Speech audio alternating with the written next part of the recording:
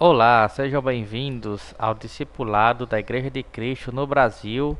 Aqui quem fala é o irmão Natan, da Igreja de Cristo em Almino Afonso, e estamos iniciando a sequência de aulas em que iremos trazer panoramas gerais sobre a Bíblia, sobre a vida cristã, com foco no batismo, com foco na nova conversão do novo convertido. Então, vocês sejam bem-vindos, estaremos dando início com a nossa primeira lição. Como dito, o discipulado da Igreja de Cristo no Brasil, feito por pastores da região Oeste Seridó, do Distrito Médio Oeste aqui no Rio Grande do Norte.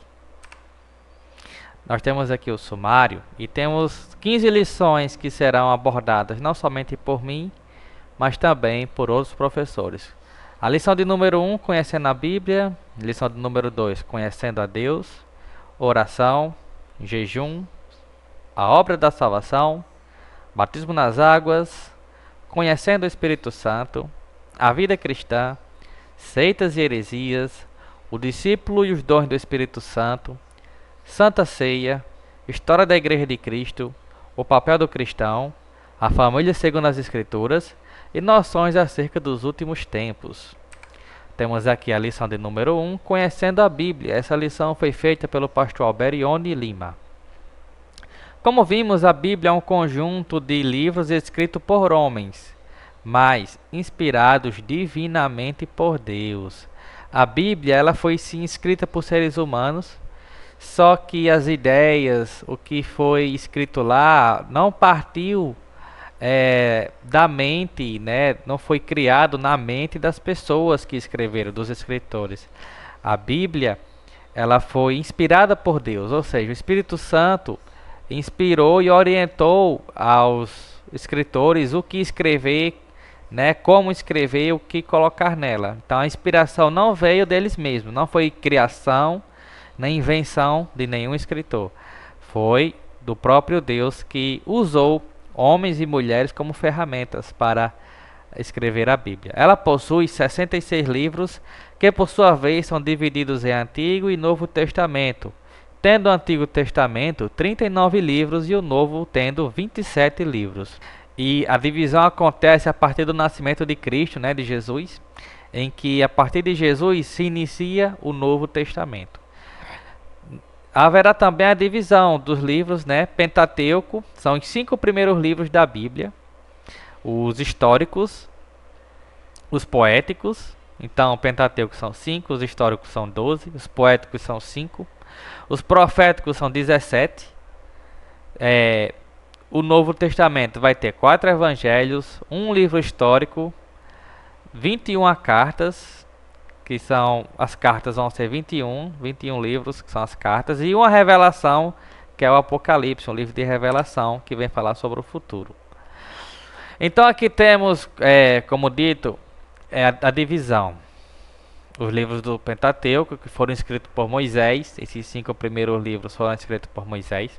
Os livros históricos, que começam em Josué, passa por Juízes, Ruth, Samuel. O livro dos Reis, de Crônicas, de Esté, vai até Esté, entre outros. Os livros poéticos, que vem começar em Jó, passando por Salmos, Provérbios, Eclesiastes e Cânticos. Os livros poéticos eles vão se concentrar em quem? Eles vão se concentrar em salmos, que são músicas, em poesias e também palavras inspiradas no sentido de dar conselhos, como os provérbios, Eclesiastes também, trazendo reflexões profundas sobre a vida. Os cantares, né, ou cânticos, são também um livro escrito por Salomão. Provérbio, Eclesiastes e Cânticos são escritos por Salomão. E Cânticos vem trazer uma linguagem mais romântica. Então, o Pentateuco, os 5 primeiros, eles foram escritos por Moisés. E vem começar falando de Gênesis, né, da criação do mundo. Então, mais uma prova que ele não é feito por inspiração humana, a Bíblia, os livros. Por quê? Porque como Moisés ia saber sobre a criação do mundo, sobre o que aconteceu bem antes dele. Então, Deus, ele trazia tudo isso para Moisés. Ele conversava com Moisés, inspirava Moisés para que ele soubesse como escrever ali. O Êxodo, que vem falar... antes, voltando. Em Gênesis, o que vamos ver? Como eu disse, a criação do mundo, vai ter a história do dilúvio com Noé, depois vai passar a história de Abraão, seu filho Isaac, o filho de Isaac, Jacó, os filhos de Jacó com José no Egito, e vem se encerrar em José no Egito, Gênesis. Passando-se os 400 anos, vai vir Êxodo, com o nascimento de Moisés, a escravidão no Egito, como eles saíram de lá, a peregrinação no deserto, com Josué, já nos livros históricos, vai ter Josué liderando o povo para conquistar a terra prometida. Juízes, vai ter... vai falar sobre a vida do povo na terra prometida em Canaã, como eles se esqueciam de Deus, vinham os inimigos, mas aí eles recorriam a Deus e aí venciam seus inimigos. Em Juízes vai ter a história de Gideão, de Sansão, da juíza Débora.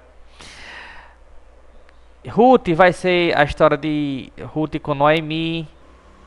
Samuel vai contar a história do profeta Samuel, a história de Davi. O livro de Reis e Crônicas vai contar a história dos reis de Israel, também como os profetas como Elias, Eliseu e aí por diante. Enfim, vamos ver diversas histórias na Bíblia. E nos profetas maiores vamos ter o livro de Isaías, Jeremias, Lamentações de Jeremias, Ezequiel e Daniel.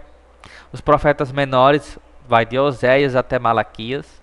Eles são chamados profetas maiores e menores por quê?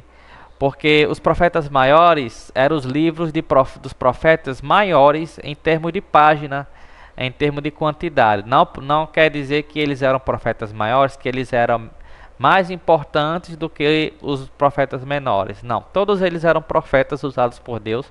Porém, os livros de Isaías e Jeremias, como por exemplo, eles tinham muito mais conteúdo. Então, por isso que chama profetas maiores, porque seus livros têm mais conteúdo do que os profetas menores.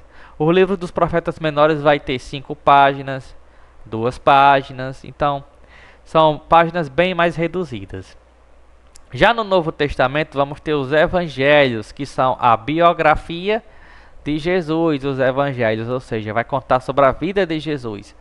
E cada um dos evangelhos vai, embora conte sobre Jesus, sobre a mesma pessoa, eles vai trazer narrativas e focos diferentes, né? Cada um vai trazer uma história mais diferente uma da outra. Depois dos evangelhos temos Atos dos Apóstolos, com a subida de Jesus para o céu. Ele deixa os apóstolos para que vão pregar o evangelho. E o Espírito Santo desce sobre eles, é a descida do Espírito Santo, quando o Espírito Santo começa a morar dentro dos cristãos, né? Começa a morar, vai falar tudo isso em Atos.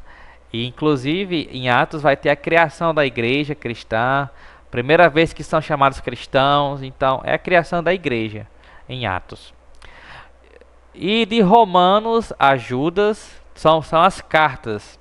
Existem as cartas de Paulo, as cartas que Paulo escreveu, que são Romanos, 1ª e 2ª Coríntios, Gálatas, Efésios, Filipenses, Colossenses, 1ª e 2ª Tessalonicenses, 1ª e 2ª Timóteo, e as cartas gerais também, como as que João escreveu, Pedro escreveu, Judas, entre outros, Tiago, entre outros, né?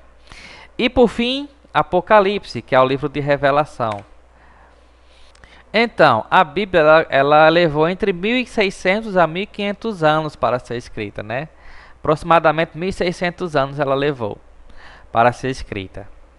Vemos aí na linha do tempo, como vocês podem ver em cima da tela, vocês veem que tem lá o pontinho 1500 antes de Cristo e no fim 100 depois de Cristo. Então, o período, intervalo de tempo que ela foi escrita.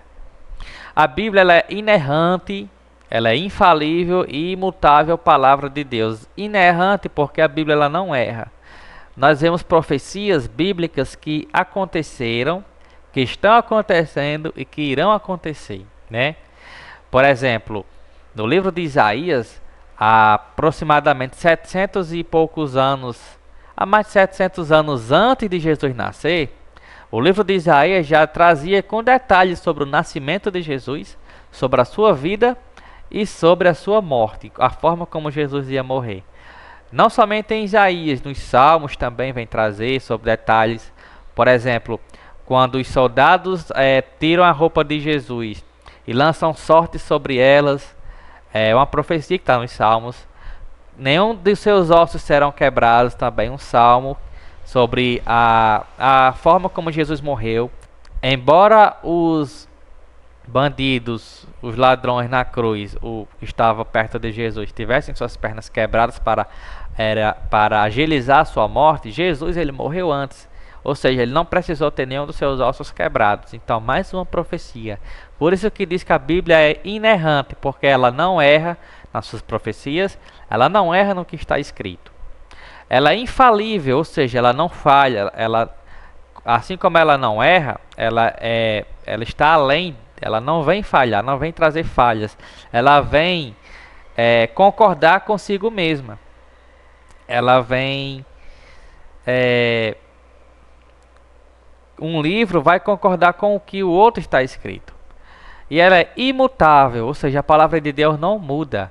Vemos um livro que foi escrito há milhares e milhares de anos, há mais de 3.000 anos, em que o que está escrito nela se aplica até hoje.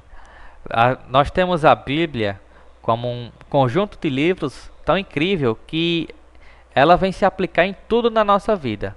Milhares de anos depois, ela se aplica perfeitamente em tudo. Então, ela é a palavra de Deus, faz parte da revelação de Deus para a humanidade. Alguns exemplos vocês podem ler. Mateus 4, versículo 4, Jesus respondeu, está escrito, não só de pão viverá o homem, mas de toda palavra que procede da boca de Deus. Mateus 22, 29, respondeu Jesus, errais, não conhecendo as Escrituras. João 5,39, examine as Escrituras, porque julgar ter nelas a vida eterna, e são elas mesmas que testificam de mim. Então Jesus falava, aconselhava para que as pessoas focassem em ler as Escrituras sagradas, né? Para que as pessoas entendessem que nas Escrituras já falava sobre Jesus, no Velho Testamento já falava sobre ele. João 7,38, quem crê em mim, como diz nas Escrituras, do seu interior fluirão rios de água viva. Então, a composição levou 1.600 anos, envolveu 40 homens das mais diversas ocupações, como reis, copeiro, profeta, pescadores, agricultor, vaqueiro, cobrador de impostos, filósofo, médicos, cientistas e sacerdote. Então, houve das mais diversas áreas, profissões, escritores da Bíblia. Além da sua unidade, outra prova da inspiração divina é o testemunho dado por Jesus. Ele utilizou em seu ministério terreno e declarou que a Escritura era a verdade e que não pode falhar. João 17,17, Jesus fala, santifica-os na verdade, a tua palavra é a verdade. Então a Bíblia ela é inerrante e infalível, ela é a palavra de Deus. Às vezes as pessoas dizem, na Bíblia tem a palavra de Deus. Não, a Bíblia é a própria palavra de Deus. É nela onde a gente acha a forma como Deus vem falar conosco, né? Por exemplo, se estamos tristes, se estamos agradecidos, se estamos ansiosos, se estamos passando por alguma necessidade, em tudo vamos achar conselhos bíblicos para a nossa vida. E Deus vai usar ela, na maioria das vezes, a forma que Deus vai falar conosco é através da Bíblia. É eu e você lendo a Bíblia. É uma experiência entre eu e Deus, entre você e Deus. Sua escrita precisou ser feita em diversos tipos de materiais, pois antigamente não havia o papel, como nós conhecemos hoje. Então era usado o papiro, que vinha do Egito, era extraído de uma planta aquática, o papiro. E tinha o pergaminho, que vinha de Pérgamo, né? Era feito de peles de animais, o pergaminho. Quanto à escrita, temos duas linguagens principais utilizadas na escrita dos textos bíblicos, que são o Antigo Testamento, que foi escrito em hebraico, e algumas porções em aramaico. E o Novo Testamento, que foi escrito em grego. O grego, na época, ele era a língua dominante no mundo, era a língua principal, entre os países, porque a Grécia era uma potência naquela época. Assim como hoje os Estados Unidos é uma potência, o inglês é usado mundialmente, naquela época era o grego. Então, deixo aqui algumas reflexões finalizando essa aula, né? Você possa pensar, você possa responder em casa ou então no nosso encontro pessoalmente. Por que a Bíblia tem inspiração divina? Segunda questão, como a Bíblia é dividida? E terceiro, que tipos de pessoas escreveram a Bíblia? Então, que vocês possam guardar essa palavra, guardar essa lição. Até a próxima.